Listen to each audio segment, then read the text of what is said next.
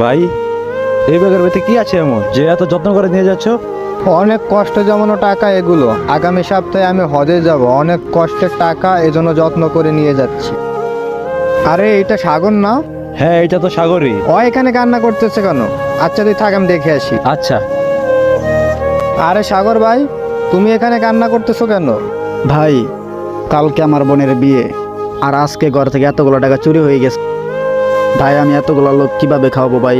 ভাই, এখন আমার কাছে একটা টাকাও নাই। ভাই কখনো তো তোমার হেল্প করতে পারলাম না।